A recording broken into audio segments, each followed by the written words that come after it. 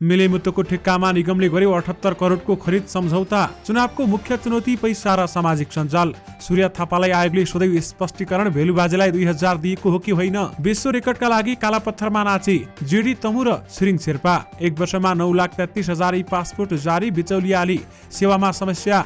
शानदार ब्याटिङसँगै घरेलु मैदानमा नेपाललाई पहिलो श्रृङ्खला। स्विस सिङ्गापुरले पायो 5 अर्बको मल आयात ठेक्का। काठमाडौँमा 5779 सुरक्षाकर्मी परिचालन। 7 अर्ब लगानीमा कास्कीको सिक्लेसमा बन्ने भयो केबल कार।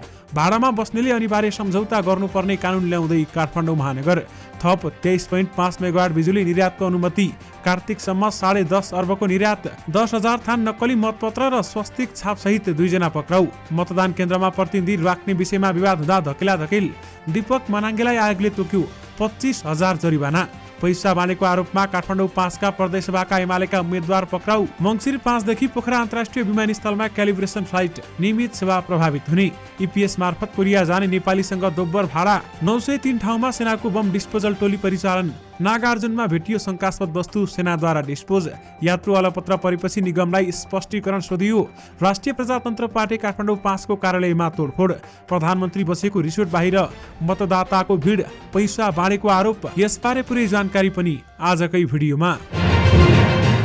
दर्शक महानुभावहरू नमस्कार। स्मार्ट खबरको न्युज बुलेटिनमा यहाँहरूलाई हार्दिक स्वागत छ। म आर्यन उपानी। आज मिति विक्रम सम्वत 2079 साल मङ्सिर 3 गते शनिबार, इस्वी सम्वत 2022 नोभेम्बर 19 तारिक। सदाको चाहिँ आज पनि हामी उपस्थित भइसकेका छौँ आजका मुख्य समाचारहरू लिएर। हामीलाई अन्तिमसम्म हेर्नुहोला अनि हाम्रो मेहनतका लागि यो भिडियोमा एउटा लाइक अवश्य गर्नुहोला। दर्शक महानुभावहरू पल पलको न्युज अपडेटका लागि हाम्रो च्यानललाई सब्स्क्राइब गरी नजिकै आउने बेल आइकनलाई क्लिक गर्नुहोला। कहाँबाट हेर्दै हुनुहुन्छ अनि के कस्तो लाग्दैछ आफ्ना कुराहरू तलको कमेन्ट बक्समा कमेन्ट गरिदिनुहोला। दैनिक रूपमा हेर्नुहुन्छ भने रेगुलर भनेर लेख्नुहोला। आज पहिलोचोटि हो भने फर्स्ट टाइम लेखिदिनुहोला।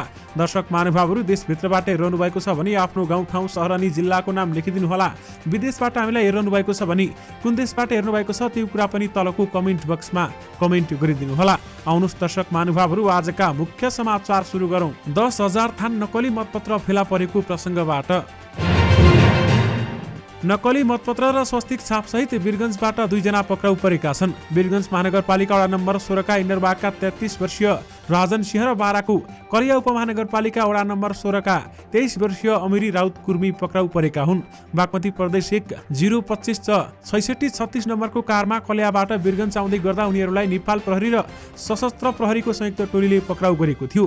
सशस्त्र प्रहरी बल बोर्डर आउटपोस्ट वीरगञ्जका सशस्त्र प्रहरी निरीक्षक रविन्द्र भट्ट र वडा प्रहरी कार्यालय वीरताका प्रहरी निरीक्षक विशाल मल्लको नेतृत्वमा खटिएको टोलीले गए राति कारमा चेक जाँच गर्ने क्रममा नक्कली मतपत्र र नगद बरामद गरेको हो। कलिया तर्फबाट आइरहेको कारलाई वीरगञ्जबाट बस पार्क इलाकामा चेक जाँच गर्ने क्रममा 10,000 थान नक्कली मतपत्र, 250 थान स्वस्तिक छाप, 48 थान स्ट्याम्प प्याड र नगद 2,72,000 बरामद भएको सशस्त्र प्रहरी बल नम्बर 13 हेडक्वार्टर पर्साका प्रमुख सशस्त्र प्रहरी परीक्षक तेज प्रसाद पोखरेलले जानकारी दिनुभएको छ। करिब 300 जति नक्कली मतपत्रमा साइकल छापमा मत समेत गरेको पाइएको छ। उनीहरू कुन निर्वाचन क्षेत्रको लागि नक्कली मतपत्र र रकम लिएर हिँडेका हुन् भन्ने बारेमा अनुसन्धान भइरहेको जिल्ला प्रहरी कार्यालय पर्साले जनाएको छ। निर्वाचन आयोगले दीपक मनाङ्गे, राजीव गुरुङलाई 25,000 जरिवाना तोकेको छ। आचार संहिता विपरीत हुने गरी निर्वाचन खर्च गरेको सम्बन्धमा अभिव्यक्ति दिएको भन्दै आयोगले गण्डकी प्रदेशका युवा तथा खेलकुद मन्त्री दीपक मनाङ्गेलाई जरिवाना तोकेको विज्ञप्तिमा उल्लेख गरिएको छ। मनाङ्गेले 33 लाख भन्दा बढी खर्च गर्न नमिल्ने जनाए तापनि 30 लाख रुपियाँमा चुनाव जित्ने अभिव्यक्ति दिएको उनको भनाइ छ। 30 लाखमा नेपालमा चुनाव जित्छ यार, मनाङमा एक दिन नोमिनेसन गर्न जाँदा 15 लाखको त रक्सी नै खाइदिन्छ, उनले यस्तो अभिव्यक्ति दिएका थिए। उक्त अभिव्यक्ति आयोगले सामाजिक सञ्जालमा देखेपछि स्पष्टीकरण मागेको थियो। स्पष्टीकरणको चित्त बुझ्दो जवाब नभएपछि मनाङ्गेलाई आयोगले जरिवाना तोकेको हो। मौन अवधिमा पैसा बाँडेको आरोपमा प्रहरीले काठमाडौँ 5 का प्रदेशसभा खका उम्मेद्वार दीपक निरौलालाई पक्राउ गरेको छ। निरौला सहित 3 जनालाई पक्राउ गरिएको जिल्ला प्रहरी परिसर काठमाडौँका 1 जना अधिकृतले हामीलाई बताउनु भएको छ। पक्राउ पर्नेमा बुढानीलकण्ठ नगरपालिका 6 का वडा अध्यक्ष रवि खड्का र नेकपा एमालेको बुढानीलकण्ठ नगरपालिकाका नगर अध्यक्ष प्रदीप बङ्गोल रहेका छन्। उनीहरूलाई अहिले प्रहरी प्रभात बुढानीलकण्ठमा राखिएको छ। उनीहरू हात्तीगाउँका स्थित युरो स्कुल नजिकैबाट पक्राउ परेका हुन्। उनीहरूले पैसा बाँड्न लागेको सुराग पाएपछि प्रहरीले पिसा गरेको थियो। काठमाडौँ 5 बाट प्रतिनिधि सभा प्रत्यक्षतर्फ एमाले नेता ईश्वर पोखरेल चुनावी प्रतिस्पर्धामा छन्। निरौला नेकपा एमाले काठमाडौँ जिल्ला कमिटीका अध्यक्ष समेत हुन्। नेत्र विक्रम चन्द्र विप्लव नेतृत्वको नेकपाले लगातार बम विस्फोट गराउने र कुकर बम राखेर त्रसित गराउन थालेपछि देशभर बम डिस्पोजल टोली परिचालन गरिएको छ। निर्वाचनलाई प्रभावित पार्ने गरी राखिएका बम डिस्पोज गर्न 903वटा सेनाको बम डिस्पोज टोली परिचालन गरिएको गृह मन्त्रालयका सचिव विनोद प्रकाश सिंहले बताउनु भएको छ। गृह मन्त्रालयमा शुक्रबार आयोजित पत्रकार सम्मेलनमा सिंहले भने देशभर 903 ठाउँमा सेनाको बम डिस्पोजल टोली खटिएका छन्। आवश्यकता अनुसार टोली थप गरिनेछ। आवश्यकता अनुसार बम निष्क्रिय पार्न सक्ने टिम स्ट्यान्ड बाई राखिएको नेपाली सेनाका उच्च एकजना अधिकृतले जानकारी दिनुभएको छ। उनका अनुसार बम निष्क्रिय गर्न सक्ने थप 150 जना टिम तयारी अवस्थामा छन् र गृह सचिव सिंहले नेपालका प्रहरीलाई आइजिपी धीरज प्रताप सिंह, सशस्त्रका आइजिपी राजु अर्याल र राष्ट्रिय अनुसन्धान विभागका प्रमुख भूतराज थापालाई सँगै राखेर पत्रकार सम्मेलन समेत गरेका छन्। यानि कि देशभर 903 ठाउँमा सेनाको बम डिस्पोजल टोली परिचालन गरिएको छ।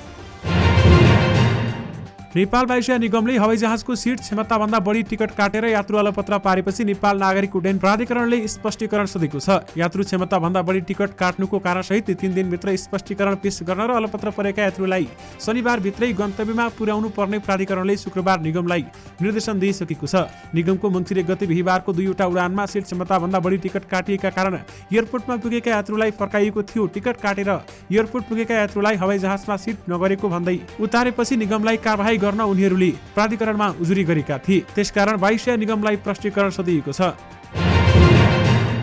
राष्ट्रिय प्रजातन्त्र पार्टी राप्रपा काठमाडौँ निर्वाचन क्षेत्र नम्बर 5 को कार्यालयमा तोडफोड भएको छ। राष्ट्रिय प्रजातन्त्र पार्टीका प्रवक्ता मोहन श्रेष्ठका अनुसार गए राति कार्यालयमा मध्यराति तोडफोड भएको हो। कसले र किन तोडफोड भएको हो अहिलेसम्म खुल्न सकेको छैन भन्दै श्रेष्ठले भने निर्वाचनलाई स्वच्छ, विश्वसनीय र भयरहित बनाउन सरकारसँग माग गर्दै पार्टीले प्रभावकारी अनुगमनका लागि निर्वाचन आयोग र निर्वाचनको पर्यवेक्षण गरिरहेका सङ्घ संस्थाको ध्यानाकर्षण गराएको छ। नेपाली कांग्रेसका सभापति एवं प्रधानमन्त्री शेरबहादुर देउवाले निर्वाचन जित्न मतदातालाई पैसा बाँडिरहेको आरोप लागेको छ। डडेलधुराको अमरगढी नगरपालिका 8 रातो गुराँस रिसोर्टमा बसेका प्रधानमन्त्री शेरबहादुर देउवामाथि मतदातालाई पैसा बाँडेको आरोप लागेको हो। गए राति 12 बजे मौन अवधिमा निर्वाचनको प्रचार प्रसारमा रोक लगाए पनि देउवाले भने निर्वाचन आचार संहिताको ध्वजा उडाउँदै आफू बस्ने रिसोर्ट बाहिर मतदाताको भिड लगाएका हुन्। देउवाले निर्वाचन जित्न विगतमा पनि पैसा बाँड्दै आएको आरोप लाग्ने गरेको छ।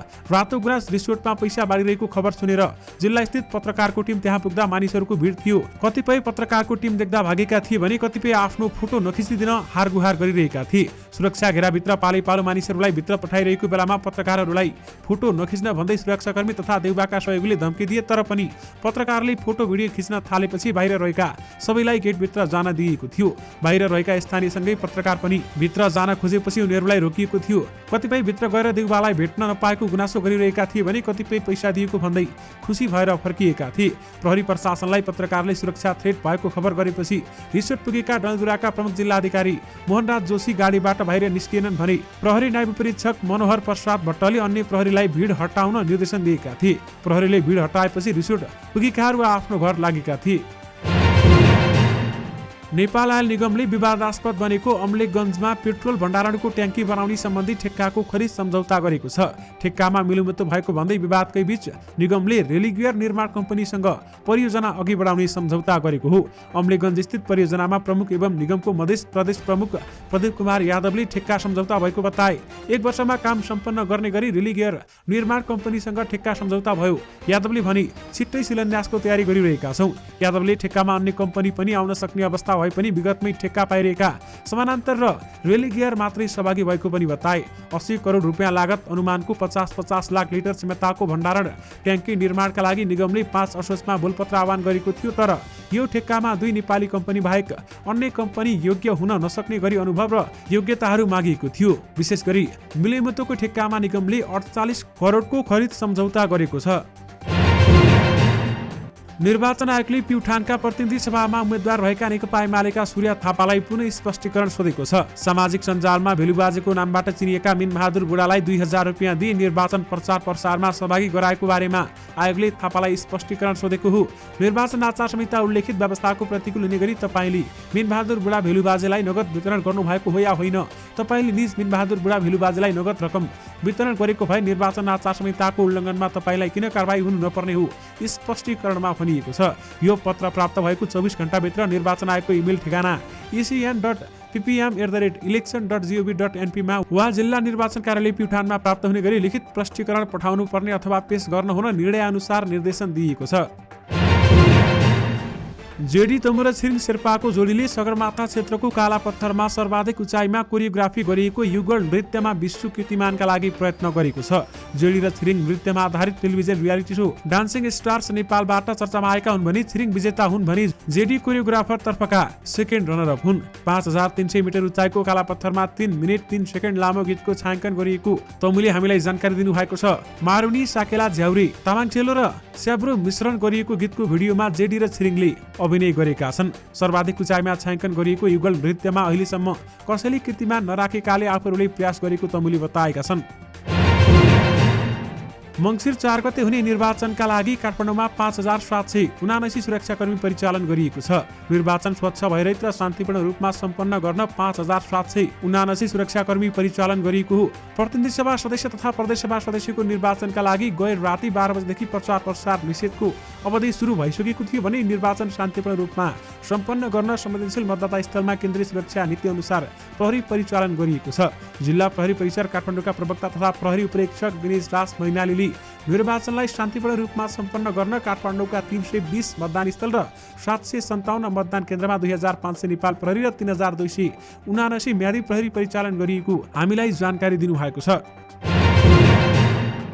काठमाडौँ महानगरपालिकाले बहाल व्यवस्था कार्यविधि बनाउन सुरु गरेको छ। घर बहाल सम्बन्धी व्यवस्थामा कडाई गर्ने उद्देश्यका साथ महानगरले घरधनी र भाडामा बस्ने बीच अनिवार्य सम्झौता गर्नुपर्ने कार्यविधि बनाउन लागेको हो। महानगरको राजस्व परामर्श समितिले बहाल व्यवस्था कार्यविधिको मस्यौदा विधायन समितिमा पठाउने निर्णय गरिसकेको छ। बुधबार बसेको परामर्श समितिको बैठकले उक्त व्यवस्थामाथि दफावार छलफल गरेर विधायन समितिमा पठाउने निर्णय गरेको समितिकी संयोजक समेत रहेकी महानगरकी प्रमुख सुनिता डङ्गोलले जानकारी दिनुभएको छ। बैठकमा महानगरका निर्देशक एवं विधायन समितिका सदस्य सचिव वसन्त आचार्यले कार्यविधि प्रस्तुत गरेका थिए। आचार्यका अनुसार हाल आर्थिक ऐनलाई टेकेर महानगरले बहाल कर उठाउँदै आएको छ। बहाल व्यवस्था सम्बन्धी महानगरको कानुन नहुँदा आर्थिक ऐनले तोकेको आम्दानीको 10% महानगरले लिने बाहेक अन्य समस्या समाधानमा काम गर्न सकेको छैन। यो ऐन आएपछि घरधनी र भाडामा बस्ने दुवै पक्षलाई फाइदा हुन्छ। महानगरलाई नियमन गर्न पनि सजिलो हुन्छ। अहिलेसम्म बहाल सम्बन्धीको काम महानगरले आर्थिक ऐनलाई टेकेर मात्रै गरिरहेको छ। अब छुट्टै ऐन बनेपछि थप सजिलो हुन्छ। अहिले बनिरहेको कार्यविधिको मस्यौदा सबै नयाँ हो भन्दै बताइएको छ। समितिले बनाएको कार्यविधिको मस्यौदामा महानगरपालिकाभित्र बस्ने तथा व्यवसाय गर्ने प्रयोजनका लागि संरचना स्थान वा जग्गा बहाल वा लिजमा दिँदा अनिवार्य सम्झौता गर्नुपर्छ। यसरी गरिएको सम्झौताको एक प्रति लिने दिनेले राख्ने र एक प्रति वडा कार्यालयमा बुझाउनुपर्छ पनि भन्दै बताइएको छ। त्यसैगरी सम्झौतामा लिने दिने पक्षको नाम, ठेगाना, नागरिकता नम्बर, राष्ट्रिय परिचय पत्र नम्बर, भाडामा लिएको स्थान वा संरचनाको क्षेत्रफल तथा किता नम्बर जस्ता विवरण उल्लेख गर्नुपर्नेछ र यस्तै भाडा रकम वृद्धि कति र कसरी हुने, बिजुली पानीको शुल्क कसले बुझाउने, बहाल कर कसले बुझाउने, मर्मत कसले गर्ने जस्ता विषय पनि उल्लेख हुनुपर्नेछ भन्दै बताइएको छ। भारतले थप बिजुली निर्यातका लागि अनुमति दिएको छ। नेपाल विद्युत प्राधिकरणले देशभित्र खपत गरी अतिरिक्त भएको वर्षायामको थप 23.5 मेगावाट जडित क्षमताको सोलु खोला जलविद्युत केन्द्रको विद्युत निर्यातका लागि अनुमति पाएको हो। भारत सरकारको विद्युत मन्त्रालय अन्तर्गतको केन्द्रीय विद्युत प्राधिकरणले गत 25 कार्तिकमा सोलु खोलाबाट उत्पादित विद्युत इन्डियन इनर्जी एक्सचेन्ज लिमिटेड आईएक्स को डेढ अहेड बजारमा प्रतिस्पर्धा मार्फत बिक्रीका लागि अनुमति दिएको हो। प्राधिकरणले अब 8 जलविद्युत केन्द्रबाट उत्पादित 409 मेगावाट विद्युतीय भारतीय आईएक्स को डे अहेड बजारमा बिक्रीका लागि अनुमति समेत पाएको छ। यानि कि थप 23.5 मेगावाट बिजुली निर्यातको अनुमति दिएको छ भने कार्तिकसम्ममा 10.5 अर्बको निर्यात गरिने भन्दै बताइएको छ। नेपाल नागरिक उड्डयन प्राधिकरणले मङ्सिर 5 गतेदेखि पोखरा अन्तर्राष्ट्रिय विमानस्थलको यान्त्रिक उडान परीक्षण क्यालिब्रेसन फ्लाइट गरिने भएको छ। यान्त्रिक परीक्षणका क्रममा पोखरा विमानस्थलको आन्तरिक उडान तालिका प्रभावित हुने भएको छ। विमानस्थलका सूचना अधिकारी देवराज सुवेदीका अनुसार क्यालिब्रेसन फ्लाइटले पोखरामा 1 हप्ता उडान प्रभावित हुने भएको हो भने अन्तर्राष्ट्रिय उडानका जाँच हुने भएपछि यहाँ 1 हप्तासम्म दिउँसोको उडान बन्द हुने भएको हो भन्दै उनले भनेका छन्। क्यालिब्रेसन उनले पोखरामा विमानस्थलमा 21 देखि 25 नोभेम्बरसम्म बिहान 10 बजेदेखि 1 बजेसम्म अन्य नियमित उडान बन्द हुनेछ भने त्यसपछि 2:30 बजेदेखि 5:30 बजेसम्म नियमित उडान नहुने सूचना अधिकारी सुवेदीले जानकारी दिनुभएको छ। उनका अनुसार 27 र 28 तारिकमा पनि सोही समयमा उडान बन्द हुनेछ भन्दै बताइएको छ। रोजगार अनुमति प्रणाली EPS मार्फत दक्षिण कोरियामा जाने नेपाली कामदारसँग चर्को हवाई भाडा लिँदै आएको खुलासा भएको छ। अहिले EPS मार्फत सोमबार र बुधबार गरी सातामा 2 दिन नेपाली कामदार कोरियामा गइरहेका छन्। नेपालीहरूलाई कोरिया लगिरहेको कोरियन एयरले चर्को हवाई भाडा लिएको हो। बुधबार कोरिया गएका एक नेपाली कामदारले 1,59,505 रुपियाँ हवाई भाडा तिरेर कोरिया गएको बताए। केही समय पहिले उनका दाइले 65,000 रुपियाँ हवाई भाडा तिरेर कोरिया गएका थिए। दोब्बर भन्दा बढी शुल्क तिर्नु परेको उनको गुनासो छ र नेपालबाट कामदार लैजाने कोरिया एयरको सिन्डिकेट भएको भन्दै उनले भने विदेशसँग जानेसँग जति शुल्क लिए पनि हुन्छ भनेर मन लागि भाडा लिएको छ। विदेश जाने अन्तिम समयमा समेत राज्यले हामीलाई ठग्न छाडेन भन्दै कामदारले बताएका छन्। नागार्जुन नगरपालिका 5 स्थित हरिसिद्धिमा रहेको नगरपालिका भवन नजिकै शंकास्पद वस्तु फेला परेको छ। आज भेटिएको सो शंकास्पद वस्तु नेपाली सेनाको टोलीले निष्क्रिय बनाएको हो। कालो जलामा पोको पारेर राखिएको शंकास्पद वस्तु सेनाको कालीध्वज गणबाट खटिएका सेनानी रोशन लामिछाने नेतृत्वको टोलीले डिस्पोज गरेको हो। शंकास्पद वस्तु भेटिएपछि सशस्त्र प्रहरी बलका DSP रामप्रसाद भण्डारी र प्रहरी वृत्त स्वयम्भूका DSP राजबाबु महर्जन नेतृत्वको टोलीले घटनास्थलको सुरक्षा गरेका थिए। प्रतिनिधि सभा र प्रदेशसभा निर्वाचनको पूर्व सन्ध्यामा देशभर बम र वस्तु फेला पर्न थालेका छन्। सरकारले एक वर्षमा 9,33,293 थान विद्युतीय राहदानी वितरण गरेको छ। 1 मङ्सिर 2079 देखि विद्युतीय राहदानीको वितरण थालेको राहदानी विभागले आफ्नो कार्यालयबाट 3,34,583, जिल्ला तथा इलाका प्रशासन कार्यालयहरूबाट 5,16,805 र विदेश स्थित नियोगहरूबाट 81,905 थान पासपोर्ट वितरण गरेको छ। विभागले 2076 असोजमा विद्युतीय राहदानीको परीक्षण उत्पादन थालेर 1 मङ्सिर 2078बाट विद्युतीय राहदानीको औपचारिक रूपमा उत्पादन तथा वितरण सुरु गरेको हो। विभागका अनुसार हाल सबै जिल्लामा प्रशासन कार्यालय, 17 इलाका प्रशासन कार्यालय र 38 कूटनीतिक नियोगहरूबाट विद्युतीय राहदानी जारी हुने गरेको छ। विभिन्न जिल्ला प्रशासन कार्यालय र इलाका प्रशासन कार्यालयहरूबाट लाइभ इनरोलमेन्ट भएर विभागमा छपाई भएका विद्युतीय राहदानी सम्बन्धित जिल्ला प्रशासन कार्यालय, इलाका प्रहरी कार्यालयहरूमा यथाशीघ्र हुने व्यवस्था मिलाएको विभागले एक सूचना जारी गरेर जानकारी समेत दिएको छ। दर्शक महानुभावहरू, 1 वर्षमा 9,33,000 ई पासपोर्ट जारी गरिएको छ भने बिचौलियाले सेवामा समस्या समेत दिएको बताइएको छ। निर्णायक खेलमा आसिफ शेख र ज्ञानेन्द्र मल्लको शानदार अर्धशतकसँगै नेपालले युएईसँगको एकदिवसीय अन्तर्राष्ट्रिय श्रृङ्खला 2-1ले जितेको छ। अन्तिम तथा तेस्रो एकदिवसीय अन्तर्राष्ट्रियमा नेपालले युएईलाई 6 विकेटले पराजित गरेको हो। त्रिवी क्रिकेट मैदानमा गत सोमबार भएको पहिलो खेलमा 84 रनले पराजित भएको नेपालले बुधबार दोस्रो खेल 3 विकेटले जितेको थियो। घरेलु मैदानमा नेपालले एकदिवसीय अन्तर्राष्ट्रिय श्रृङ्खला हासिल गरेको पहिलो पल्ट हो भने यसअघि गत वर्षको चैतमा पपुवा न्युगिनी विरुद्धको पहिलो घरेलु एकदिवसीय अन्तर्राष्ट्रिय श्रृङ्खला नेपालले 2-0ले गुमाएको थियो। शुक्रबार त्रिवी मैदानमा सम्पन्न तेस्रो तथा निर्णायक दिवसीय अन्तर्राष्ट्रिय खेलमा युएईले दिएको 177 रनको लक्ष्य 40.1 ओभरमै 4 विकेट गुमाएर पूरा गर्ने क्रममा ओपनर आसिफ र तेस्रो नम्बरमा ब्याटिङ गरेका ज्ञानेन्द्रले अर्धशतकीय योगदान गरेका थिए। यानि कि शानदार ब्याटिङसँगै घरेलु मैदानमा नेपाललाई पहिलो श्रृङ्खला मिलेको छ। मकै र चैते धान सिजनका लागि 50,000 मेट्रिक टन रासायनिक मल आयात गर्न ठेक्का लागेको छ। गत महिना आह्वान गरिएको सार्वजनिक बोलपत्रमा सिङ्गापुरको कम्पनी स्विस सिङ्गापुर छनौट भएको कृषि सामग्री कम्पनी लिमिटेडले जनाएको छ। कम्पनीसँग ठेक्का सम्झौता हुन पनि बाँकी छ। कम्पनीका प्रबन्ध सञ्चालक राजेन्द्र बहादुर कार्कीका अनुसार ठेक्का सम्झौतापछि 30,000 मेट्रिक टन युरिया र 20,000 मेट्रिक टन DAP मल आयातको सुनिश्चितता हुनेछ। 50,000 मेट्रिक टन मल खरिदका लागि ठेक्का लाग्ने निश्चित भएको छ। कार्कीले भने मल खरिदको कुल लागत 5 अर्ब हाराहारी छ र मूल्याङ्कन रकमभन्दा सस्तोमा ठेक्का लागेको छ भन्दै बताइएको छ। पर्यटकीय जिल्ला कास्कीमा थप एक केबल कार परियोजना थपिने भएको छ। सिक्लिस अन्नपूर्ण केबल कार प्रणालीले कास्कीको मादी गाउँपालिकामा सिक्लिसमा केबल कार बनाउने भएको छ। कम्पनीले परियोजनाको वातावरणीय प्रभाव अध्ययन सम्पन्न गरी स्वीकृतिका लागि वन तथा वातावरण मन्त्रालयमा पेश गरेको छ। प्रतिवेदन अनुसार परियोजनामा मादी गाउँपालिकाको वडा नम्बर 1 र 2 मा फैलिनेछ। केबल कारको तल्लो स्टेसन कास्की जिल्लाको मादी गाउँपालिका वडा नम्बर 1 र माथिल्लो स्टेसन सोही गाउँपालिकाको वडा नम्बर 2 मा रहनेछ। तल्लो स्टेसन सिक्लिस गाउँको कोरिम भन्ने स्थानमा रहने भएको छ भने माथिल्लो स्टेसन सिक्लिसको कोरी डाँडामा रहनेछ। केबल कार 6.41 किलोमिटर लामो समेत रहने परियोजनाले जनाएको छ। सिक्लिस गुरुङ जातिको बाहुल्य रहेको पर्यटकीय गाउँ हो। विशेष गरी 7 अर्ब लगानीमा कास्कीको सिक्लिसमा केबल कार बन्ने भएको छ। पोखरा 18 सलाङकोटका मतदान अधिकृत अमित श्रेष्ठले शुक्रबार दिउँसो सर्वपक्षीय बैठक बोलाएका थिए र प्रतिनिधि सभा एवं प्रदेशसभा निर्वाचन निर्देशिका अनुसार बोलाइएको उक्त बैठकमा दलका कार्यकर्ताहरू पनि सहभागी भएका थिए। सत्ता गठबन्धनबाट नेपाली कांग्रेस, माओवादी केन्द्र, एकीकृत समाजवादीका प्रतिनिधि थिए भने विपक्षी नेकपा एमालेका प्रतिनिधि थिए। बैठकमा सहभागी दलका प्रतिनिधिको संख्या नतोकिएकाले बैठकमा दलका कार्यकर्ताको ठूलो संख्या थियो। बैठकमा मतदान अधिकृत श्रेष्ठले एजेन्डा पेश गरे। अपाङ्गता भएका अशक्त लगायतका मतदाताको मताधिकार कसले प्रयोग गर्न पाउने विषयमा सबै दल सहमत भएर उनीहरूका नजिकका आफन्त मार्फत मतदान गराउने दलहरूले सहमति गरे। यस्तै मतदाता परिचय पत्र, नागरिकता लाइसेन्स, लाल पूर्जा भएका व्यक्तिलाई पनि मताधिकार दिने विषयमा पनि दलहरूबीच विवाद देखिएन। उपरोक्त कागजात देखाउने सबैलाई मताधिकार दिन सहमति बन्यो। बैठकमा जब मतदान स्थल प्रतिनिधि सभा राख्ने विषय पेश भयो, दलका प्रतिनिधिहरू बाँच्न थाले। मतदान अधिकृत श्रेष्ठले उम्मेद्वार वा दलका प्रतिनिधि राख्ने विषयमा बैठकमा पेश गरेका थिए। एमालेका स्थानीय प्रतिनिधिले दलका प्रतिनिधि राख्न नपाउने व्यवस्था रहेको जानकारी गराएर मोबाइलमा एमाले प्रतिनिधिले उम्मेद्वारका प्रतिनिधि मात्र राख्न पाउने परिचय पत्र देखाएपछि कांग्रेस प्रतिनिधिले एमालेलाई मात्र परिचय पत्र जानकारी भएर नहुने बताएका थिए। यसपछि एमाले र कांग्रेस कार्यकर्ता आक्रोशित बनेका थिए र यस विषयमा स्वयं मतदान अधिकृत श्रेष्ठ समेत अनभिज्ञ रहेछन् र यसमा मतदान केन्द्रमा प्रतिनिधि राख्ने विषयमा विवाद हुँदा धकेलाधकेल भएर झण्डै कुटाकुटको अवस्था पनि आएको थियो। दर्शक महानुभावहरू, यससँगै तपाईँहरूमाझ आजका सबै मुख्य समाचारहरू राखिसकेका छौँ। फेरि पनि तपाईँहरूमाझ नयाँ मुख्य समाचारको साथमा उपस्थित हुने नै छौँ। अहिलेलाई भने मलाई बिदा दिनुहोस्। नमस्कार।